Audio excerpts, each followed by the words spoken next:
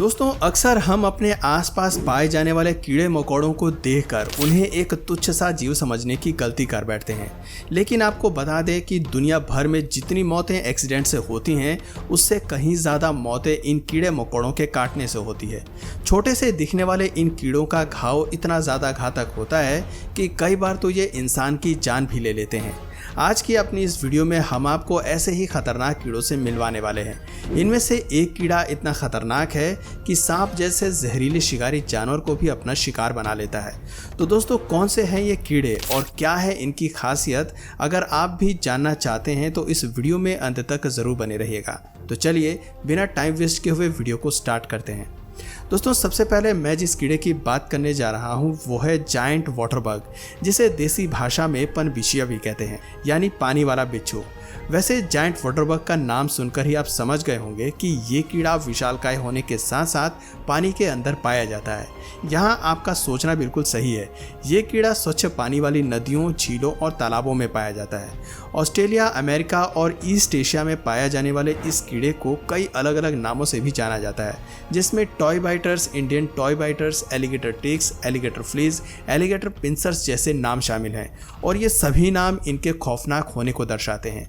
दुनिया के सबसे खतरनाक कीड़ों में गिने जाने वाले पानी के ये विशाल कीड़े 4.5 इंच की लंबाई तक बढ़ सकते हैं। दोस्तों इनके पिछले पैरों को कुदरत ने तैरने के लिए डिज़ाइन किया है, न कि ज़मीन पर चलने के लिए।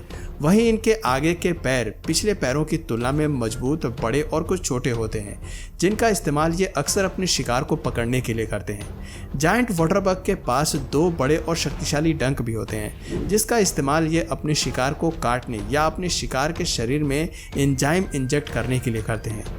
दोस्तों जायंट वाटर बग की सबसे ज़्यादा हैरान करने वाली बात यह है कि ये रहते तो पानी के अंदर हैं, लेकिन ये कीड़े पानी के अंदर सांस नहीं ले सकते, ये हवा में सांस लेते हैं और इसी वजह से ये कीड़े समय समय पर सांस लेने के लिए सतह पर आते हैं।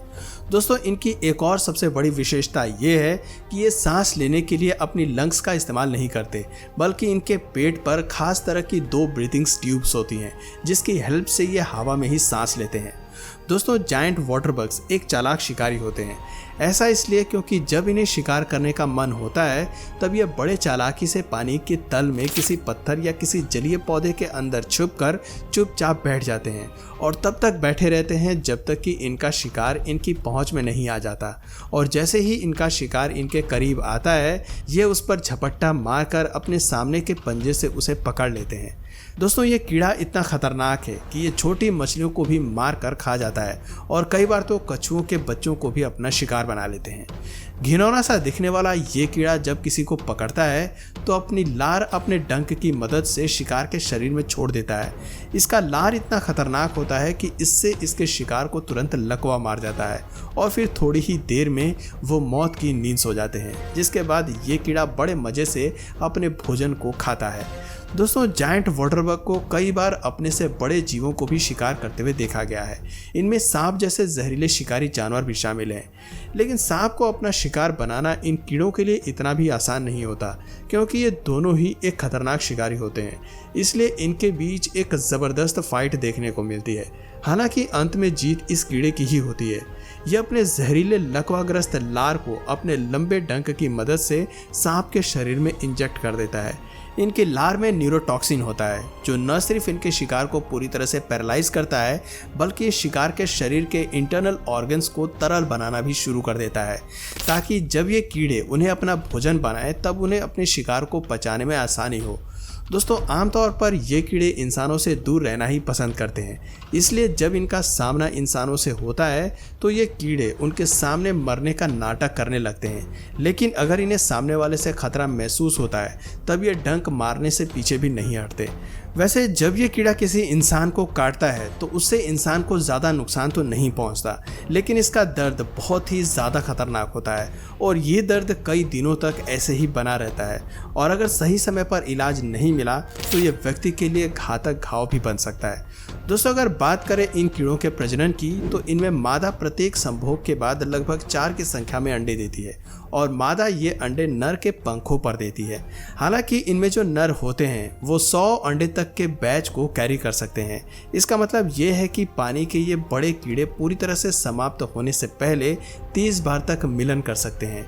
दोस्तों ये अंडे नर के पंखों पर तब तक मौजूद होते हैं जब तक कि अंडे से नए जीव बाहर निकलने के लिए तैयार नहीं हो जाते। आमतौर पर इस प्रोसेस में 10 से 12 दिन का समय लगता है और तब तक इनमें से नर एक पिता के रूप में अपने अंडों की पूरी देखभाल करते रहते हैं। दोस्तों इस डरावने से जीव को देखकर जहां हमारे इंडिया में लोग कोसों दूर भागते हैं, वहीं आपको जानकर हैरानी होगी कि जायंट वाटरबग को दक्षिण पूर्व एशियाई देशों में लोग बड़े चाव से भी खाते हैं। थाईलैंड में लोग इसे अपने मेहमानों के सामने एक फेमस नाश्ते के तौर पर परोसते हैं। जायंट वाटरबग्स अपने फेरामोन्स के लिए भी लोगों के बीच काफ़ी ज़्यादा फेमस हैं। जिन्हें फेरामोन्स के बारे में नहीं पता, उन्हें बता दें कि फेरामोन्स एक तरह का रसायन होता है जो कीट द्वारा रिलीज़ किया जाता है। इस फेरामोन्स की मदद से ही कीट अपने अन्य साथियों के साथ कम्युनिकेट करते हैं। कई बार इनका इस्तेमाल ये अपने साथियों को आकर्षित करने के लिए भी करते हैं। लेकिन आपको जानकर आश्चर्य होगा कि एशियाई देशों में जायंट वाटरबग द्वारा रिलीज़ किए गए इस फेरोमोन का उपयोग महंगे डिपिंग सॉस बनाने के लिए भी किया जाता है। दोस्तों ये था पानी का वो कीड़ा जो जहरीले सांप को भी अपना शिकार बनाने से नहीं खतरा था। अब आइए पानी के उस मकड़ी के बारे में जानते हैं जो अपने से कई गुना बड़ी मछलियों का शिकार करती है। Fishing spider.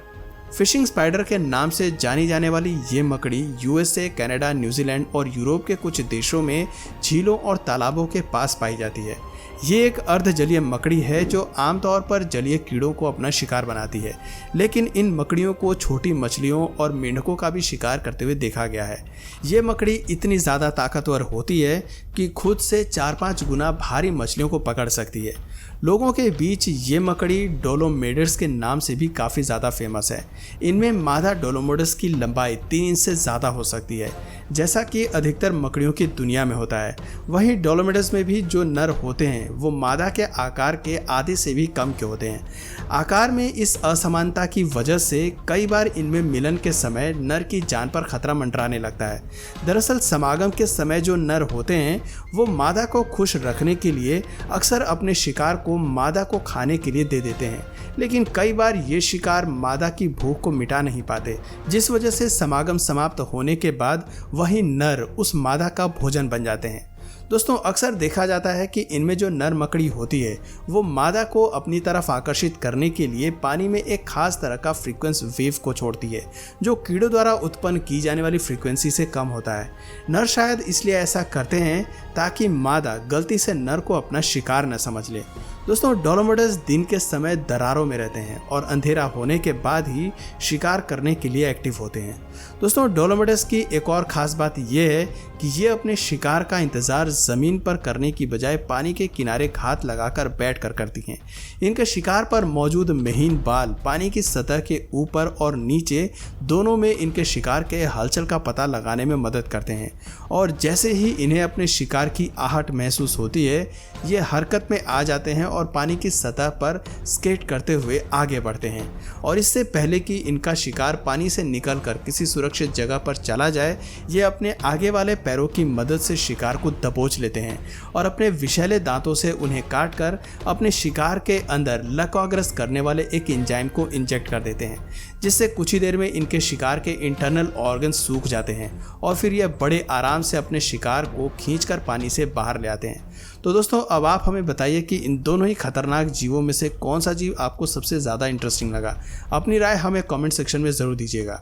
इस वीडियो में फ़िलहाल इतना ही। वीडियो पसंद आई है तो वीडियो को लाइक करें और इसी तरह और भी अमेजिंग और इंटरेस्टिंग वीडियोज़ देखते रहने के लिए चैनल को सब्सक्राइब करके बेल आइकन को ज़रूर दबा लीजिए।